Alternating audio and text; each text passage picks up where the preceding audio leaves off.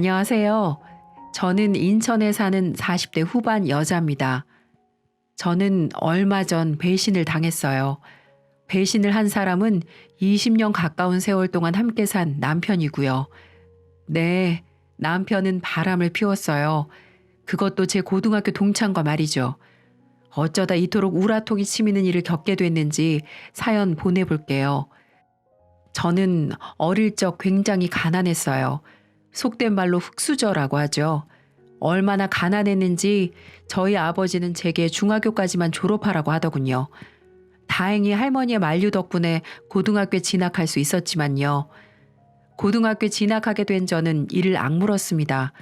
가난한 집안 형편을 극복하기 위함이기도 했고 저를 고등학교에 보내지 않으려던 아버지에게 보여주기 위한 것이기도 했죠. 그만큼 간절했거든요. 그렇게 되니 아버지도 저를 인정하시더라고요. 물론 제가 공부만 한 건 아니었어요. 공부를 열심히 하는 와중에도 교우 관계는 원만했습니다. 그 중에서도 가장 친한 친구는 짝꿍인 선이었어요. 선이는 피부도 하얗고 얼굴도 참 예쁜 아이였습니다. 공부를 잘 못하긴 했지만 예쁘게 태어나서 시집갈 걱정은 하지도 않았죠. 예쁜 얼굴을 가지지 못한 저는 선이가 참 부러웠어요. 그렇게 단짝이었던 선이가 내 뒤통수를 칠 줄은 그때는 상상조차 못했었네요. 아무튼 그런 학창 시절을 졸업한 후 저는 중견기업의 사무직원으로 취직하게 되었어요. 고소득이라고 할 수는 없지만 또래 여자애들보다 월급이 높았기에 기분이 좋았죠. 그렇게 몇 년 뒤 소식이 들려왔어요. 단짝 친구 선이가 결혼을 했다는 소식이었습니다. 20대 초반의 결혼이라니 친구들은 엄청 놀랐지만 남편의 재력을 듣고는 그럴만하다며 고개를 끄덕였어요. 남편의 직업이 의사인데다가 시아버지 직업 또한 병원장이기 때문이었죠. 친구들은 선이를 부러워했습니다. 예쁜 얼굴 가지고 시집 잘 갈 것 같다고 생각하긴 했지만 실제로 잘 가게 되니 엄청나게 부러웠던 거죠. 그렇게 몇 년 후 회사 생활을 하던 저 역시 결혼을 하게 됐어요. 남편은 저희 회사 과장으로 평범한 능력을 가진 사람이었습니다. 남편을 많이 사랑한 덕분인지 신혼생활과 동시에 아이가 덜컥 생겨버리더군요. 그래서 어쩔 수 없이 일을 그만두게 돼 전 육아에 전념하기로 했습니다. 그러던 어느 날 남편이 제게 중요하게 할 말이 있다면서 충격적인 말을 꺼내더군요. 진지하게 말을 꺼냈어요. 여보, 나 회사 이번 달까지만 다니려고. 어? 그게 무슨 소리야? 박 부장 있지? 이번에 명예퇴직 당하셨어. 이제 내 차례도 언제 올지 몰라. 그러니까 잘리기 전에 그만두고 내 사업 시작하려고. 사업? 무슨 사업을 하려고? 내 친구 영식이 알지? 걔가 몇 년 전에 회사 나와서 치킨집을 차렸거든? 근데 그게 대박이 나서 이번에 3호점 했더라고. 그 자식도 했는데 나라고 못할 거 있어? 나도 치킨집 한번 차려서 대박 한번 내보게 해. 여보, 사업을 하는 거야 좋은데 왜 하필 요식업이야? 당신이 나랑 결혼하고 주방 한번 들어와 본 적 있어? 그런 것도 아니면서 회사 다니던 사람이 어떻게 갑자기 치킨집을 차려? 저는 남편을 만류했어요. 하지만 한 번 사업에 꽂힌 남편을 말리기는 정말이지 쉽지가 않더군요. 결국 남편은 퇴사를 한 후 퇴직금과 살고 있는 집을 담보로 대출을 받아 치킨집을 크게 차렸습니다. 솔직히 못 믿었지만 남편이 하는 일이라 잠자코 지켜봤죠. 그런데 이 사람이 시간이 아무리 지나도 월급을 도통 가져다 주지 않더군요. 대체 왜 생활비를 주지 않냐고 물어도 투자금으로 썼으니 일단 있는 걸로 버티라고 하더군요. 하지만 그게 6개월이 지나가자 저는 결국 한 소리를 하고 말았어요. 당신 대체 뭐 하는 거야? 아니 돈을 그렇게 끌어다가 가게를 차렸으면 무슨 얘기가 있어야 할 거 아니야. 내가 지금 뭐 큰돈 달래? 그냥 생활비만 달라는 거잖아. 근데 왜 아무 얘기도 없는 건데? 나는 그렇다고 쳐도 애는 어떡하라고? 제가 굶는 건 괜찮아도 제 아이가 굶는 건 참을 수 없던 저는 그동안 참아왔던 분노를 폭발시켰어요. 하지만 남편은 알겠다는 말만 반복하더군요. 그렇게 재촉하면 일이 더 안 풀린다는 얘기만 하고요. 하지만 6개월 뒤 남편은 가게를 폐업했다는 소식을 전하더군요.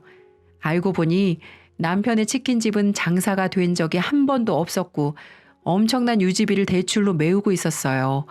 그 얘기를 듣자마자 어찌나 어이가 없던지 세상이 무너지는 것 같았습니다. 그동안 남편을 철석같이 믿고 가게 사정을 들여다보지 않던 제 자신이 참 바보처럼 느껴지더군요. 아무튼 그렇게 저희는 빚더미에 앉게 되었어요. 빚 독촉을 하는 고지서는 매일매일 쌓여가는데 남편은 집에서 소주만 연거푸 들이키더군요. 애는 우는데 돈은 없는 상황. 정말이지 지옥 같았어요. 돈을 구해야만 했죠. 하지만 대출이 쌓여있는 상황에서 제게 돈을 빌려줄 기관은 없었어요. 그런 상황에서 떠오른 게 고등학교 동창 선이었습니다.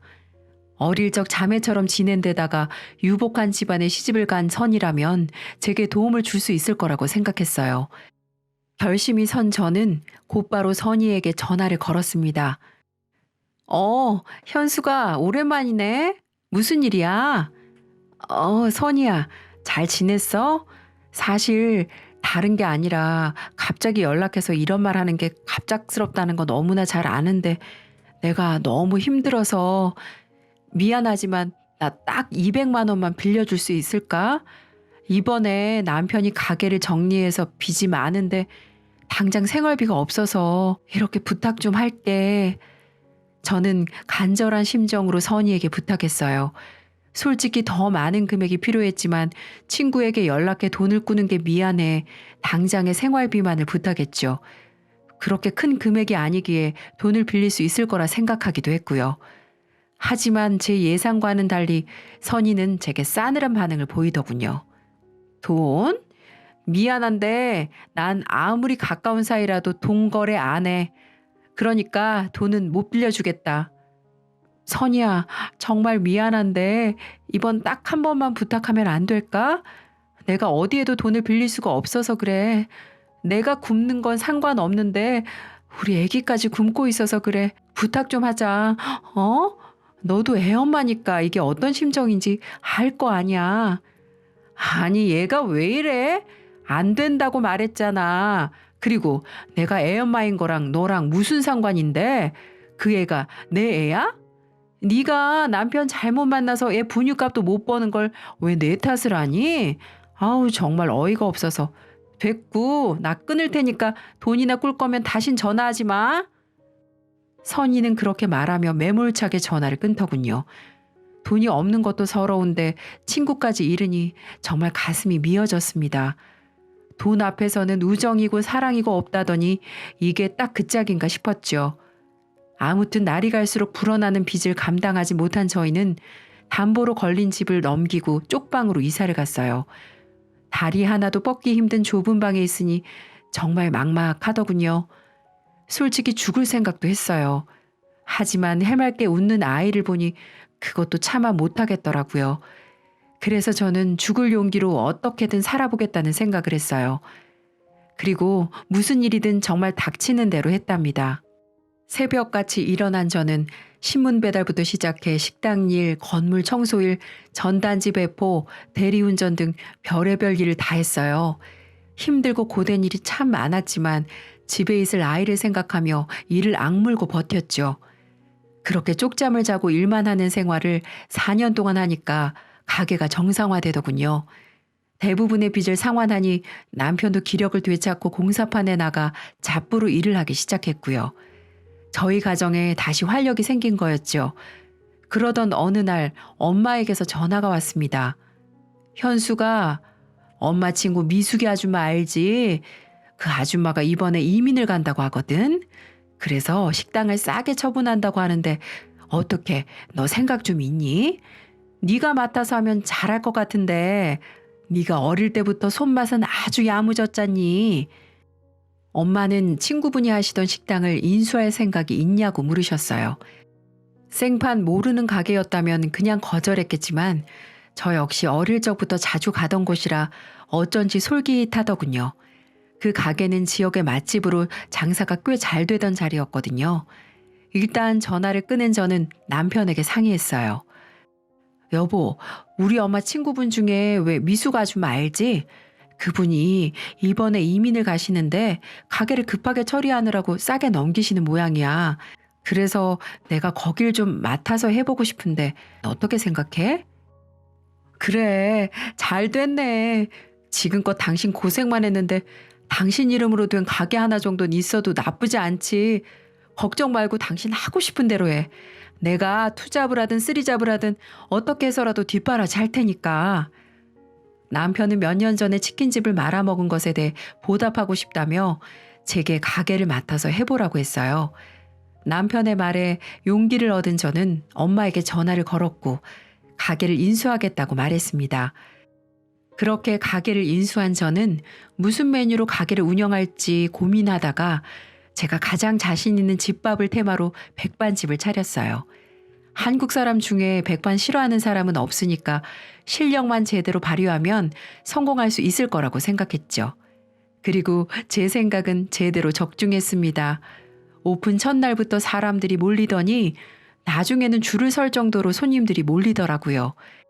그땐 정말 정신없이 일했네요. 자연스럽게 돈도 엄청나게 벌었고요. 퇴근하고 나서 정산을 하면 이게 정말 내 돈인가 싶을 정도로 어마어마한 돈을 벌곤 했어요. 하지만 저는 절대로 자만하지 않았습니다. 한 번 망해봤기에 다시는 그 지옥으로 돌아가고 싶지 않았거든요.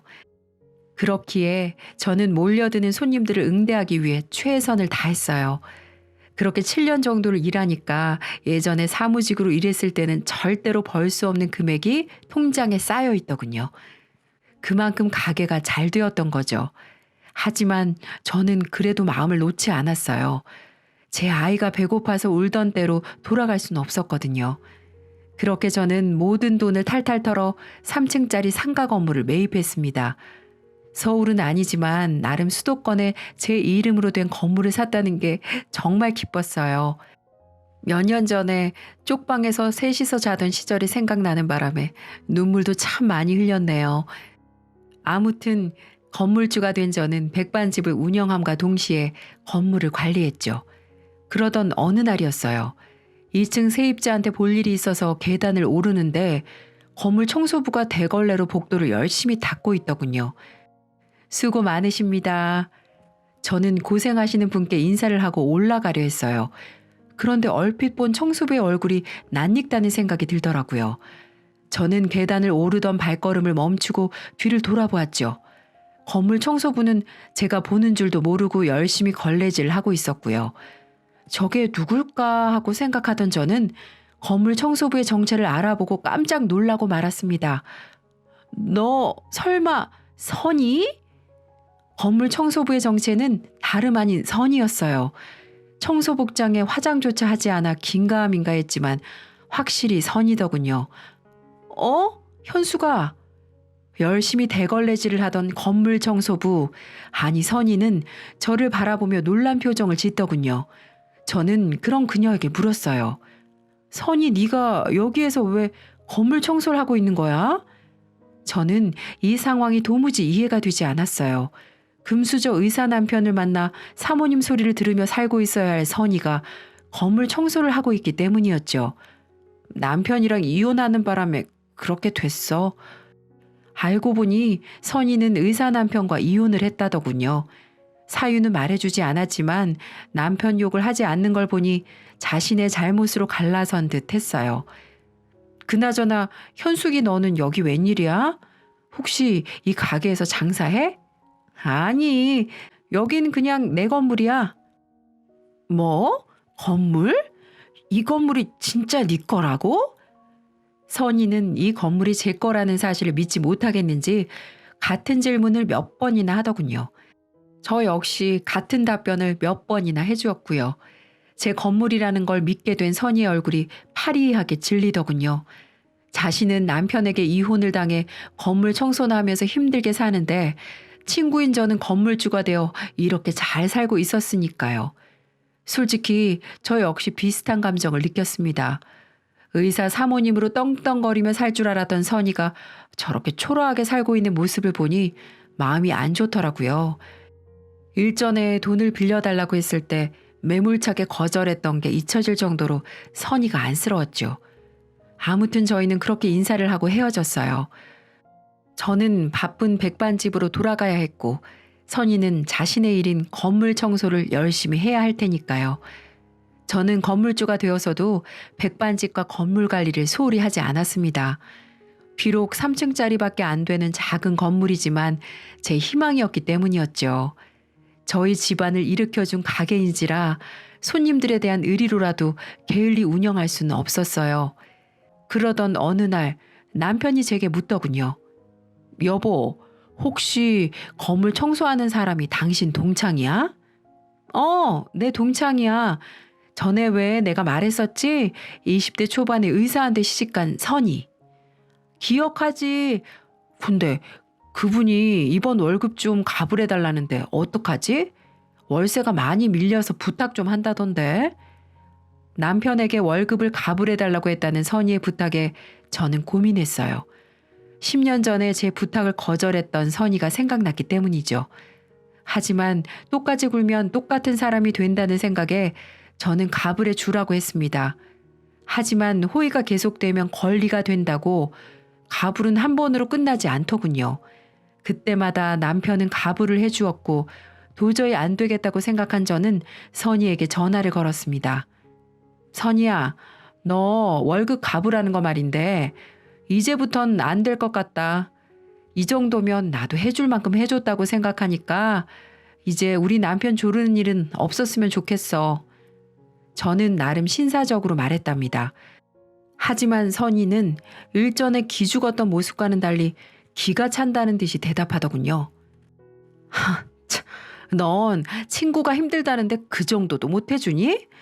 내가 어디 다른 데 쓴다고 빌려달라고 했어? 월세랑 생활비가 너무 밀려서 부탁한 거야. 좀스럽게 그게 뭐니? 건물주라고 재는 거야 뭐야? 선희는 가불을 한 주제에 제게 오히려 화를 내더군요. 그렇게 나오니 저도 갑자기 분노가 치밀었어요. 동창이란 이름으로 가불을 해줬는데 이딴 식으로 나오는 게 굉장히 불편했거든요. 얘, 너 지금 장난해? 내가 사정 좀 봐주니까 너랑 같은 수준으로 보여? 내가 만만해? 어떤 미친 여자가 청소업체 하청 직원한테 돈을 빌려줘?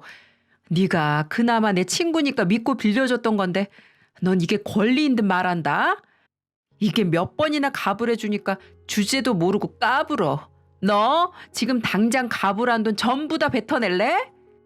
저는 선의를 무섭게 몰아붙였어요. 가불한 주제에 저를 좀스러운 사람으로 몰아가는 게 어이없었거든요. 그런데 또 웃긴 게 그렇게 말하자마자 선의가 꼬리를 확 내리더군요. 현수가, 내가 미안해. 잘못했어. 요즘 형편이 너무 어려워져서 내가 예민해졌었나 봐.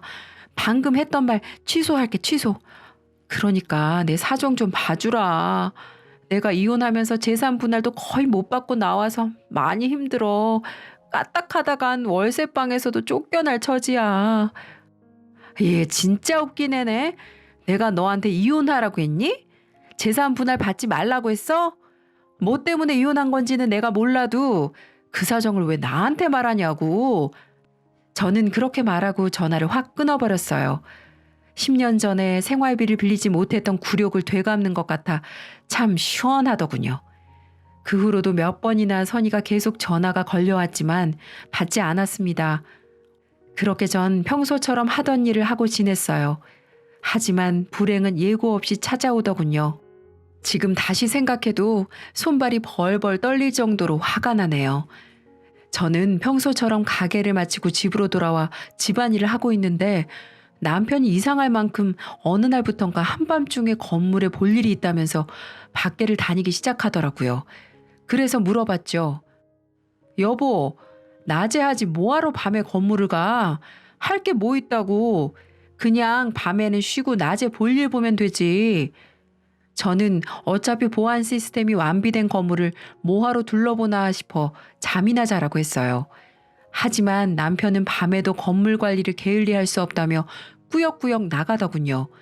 처음에는 그냥 그런가 보다 했어요. 하지만 하루 이틀 그렇게 나가는 걸 보니 나중에는 자꾸만 의심이 들기 시작하더군요. 그래서 전 나를 잡고 남편의 뒤를 밟아보기로 했답니다. 그렇게 조용히 뒤를 밟으니 남편은 정말 건물로 들어가더군요. 정말 건물이 걱정되어서 그랬나 보구나 하고 생각했던 저는 일단 끝까지 확인하자는 생각에 남편이 들어간 지 10분 후에 조용히 건물 안으로 들어갔어요. 그리고 남편은 로 어떤 여자와 들어가더라고요. 그리고 가만히 안을 들여다봤는데 전 그 광경을 보고 충격을 받고 말았습니다. 남편은 어떤 여자와 진한 스킨십을 하고 있는 거예요. 그리고 또 한 번 놀라웠던 사실은 남편과 붙어먹고 있는 여자가 바로 내 친구 선이었어요. 전 그 정체를 알고 정신이 혼미해서 뒤로 쓰러질 뻔했습니다.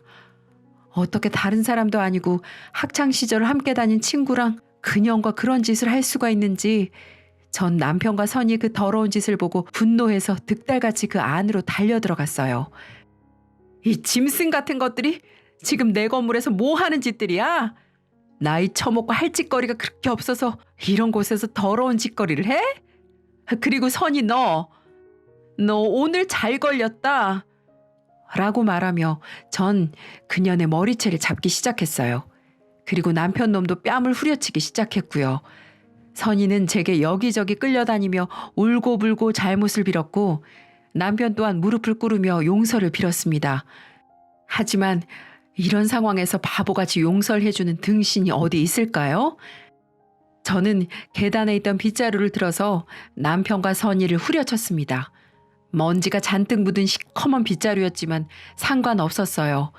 지금은 저 몰래 불륜을 저지른 더러운 것들을 심판하는 게 더 중요했으니까요. 이것들에게 가만히 들어보니 건물을 관리하는 남편과 건물 청소를 하는 선이는 서로 마주칠 일이 많았고 남편은 선이가 제 친구라는 사실을 알고 친절하게 더 대해주다가 서로 저 몰래 밖에서 술 한잔하다 눈이 딱 맞았다고 하더군요. 매일같이 선머슴 같은 마누라만 보다가 곱상하게 생긴 선이를 보니 머리가 헷가닥 돌았던 걸까요? 남편 놈은 저와 부부관계 안 한 지도 오래되긴 했었어요. 하지만 설마 그런 표출을 친구 선이에게 향할 줄은 꿈에도 몰랐습니다. 나이 먹으면 정신력, 의지력이 다 떨어진다고 하더니 그 말이 딱 맞는 것 같았어요. 거의 30분을 팬 저는 앞으로 각오하라고 말하고는 건물을 나왔습니다. 그리고 밤 늦은 시간임에도 시댁에 전화를 걸어 남편의 만행을 고발했어요. 이혼하겠다는 말을 덧붙였고요. 날이 밝자마자 시어머니는 제게 찾아와 용서를 구하시더군요. 아가, 자식 잘못 키운 다 내 잘못이다. 저 녀석이 부인 잘 얻은 것도 모르고 헛짓거리를 했어. 미안하다 미안해. 그러니까 제발 날 봐서라도 참아주거라. 시어머니는 제게 비셨지만 저는 남편을 용서할 수 없었어요. 그리고 곧장 이혼을 강행했죠. 어차피 대부분의 재산은 제 명의인데다가 자식도 다 커서 이혼을 꺼릴 이유는 없었어요. 저는 거액의 돈을 들여 이혼 소송을 벌였습니다. 남편은 아무리 그래도 이혼만은 안 된다며 버티더군요. 제가 이혼 소송을 진행하니 거머리처럼 매일같이 찾아와 무릎 꿇고 잘못을 빌다가도 제가 강하게 거절을 하면 자기 마음대로 상황이 돌아가지 않으니까 언제 그랬냐는 듯 제게 와서 물건을 부수기도 했어요. 누가 봐도 조울증 환자로 보였죠. 그래서 전 남편이 물건을 부수고 위협하는 장면들을 찍어서 접근 금지 명령 신청을 했고요. 제 근처에는 오지도 못하게 만들었습니다. 그리고 그 이후 남편의 시를 아예 말려버리기로 결심을 하고 실행을 했습니다. 먼저 매달 시어머니에게 드리는 용돈 80만 원도 바로 끊어버렸고 2년 전에 내 돈으로 마련해드린 시어머니의 집도 부동산에 내놨어요. 어머님이 살아생전에 편히 사시라고 마련해준 집이지만 어차피 집 명의는 제 이름으로 해놓은 거라 가능했던 일이었죠. 그리고 남편이 타고 다니는 벤츠 승용차 신용카드도 처분하고 아예 정지를 시켜버렸습니다.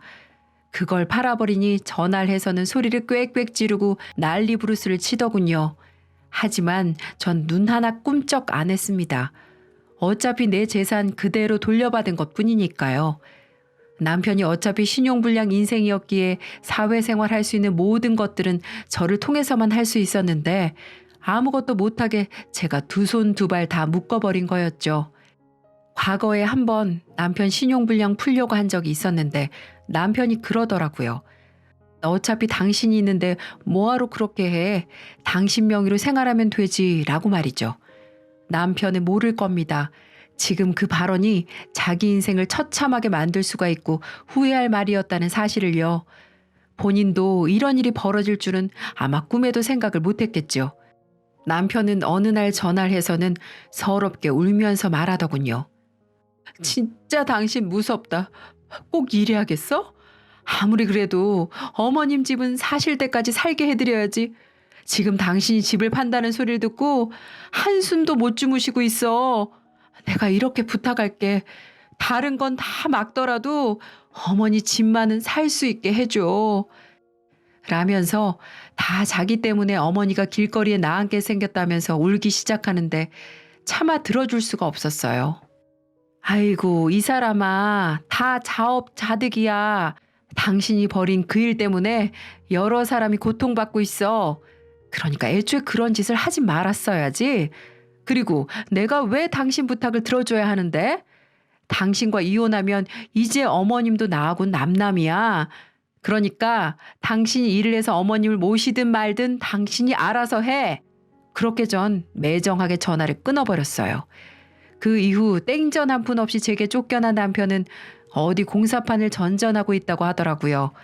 이제 나이도 먹었고 기술도 없으니 어디서 직장을 구하기는 아무래도 힘들었겠죠. 얼마나 힘들었으면 아들에게 전화해서 100만 원을 빌려달라고 했다고 하더군요.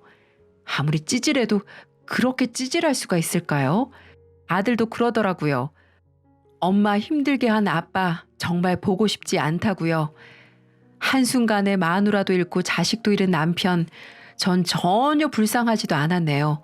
오히려 속 시원하고 고소했어요. 지금은 그렇게 이혼 소송 중에 있습니다. 남편이 재산 분할을 요구하는 바람에 시간이 생각보다 길어지고 있네요. 그래도 어떻게든 전 재산을 지키려고 해요. 다른 사람도 아닌 제 친구랑 바람핀 남편, 전 절대 용서할 수 없으니까요. 모든 걸 알아보니 그동안 선이가 가불에 갔던 건 선이가 힘들게 살고 있었던 걸 알고 있었던 남편이 선이에게 도움을 주기 위해 가불을 핑계로 제게 돈을 요구했었던 거였어요. 저는 선이에게도 철퇴를 내렸어요. 선이에게 따로 위자료 소송을 걸어서 2천만 원을 배상하라는 판결을 받았습니다. 2천만 원이 없던 선이는 제게 시간을 달라고 했지만 전 먼지까지 탈탈 털 작정으로 선이가 살고 있는 집 보증금을 담보로 소송을 진행하고 있는 중이에요. 법원에서 과연 제 소송을 받아줄지 아니면 매달 나눠서 지급하라고 할지 알 수는 없지만 전 지구 끝까지 찾아가서 받아낼 겁니다. 물론 제게 2천만 원 있어도 그만, 없어도 그만인 돈이지만 선이에게는 그 2천만 원이 자신의 삶에 있어서 가장 뺏기기 싫은 돈일 테니까요. 그렇게 저는 남편과의 소송, 선이와의 소송 결과를 각각 기다리고 있습니다. 변호사 말로는 조만간 결과가 나올 것 같다고 하는데 우선 기다려 봐야겠죠. 제게 씻을 수 없는 죄를 지은 그들에게 꼭 벌을 주고 제 새로운 인생 살고 싶네요. 남의 눈에 눈물 나게 하는 사람들은 응당 벌을 줘야 이치에 맞는 거라는 생각이 드니까요. 다들 이 힘든 시국에 조금만 더 힘내시고 우리 모두 활짝 웃을 수 있는 그날까지 아무쪼록 건강하고 좋은 일만 가득하시길 바라봅니다. 지금까지 제 사연 들어주셔서 감사합니다.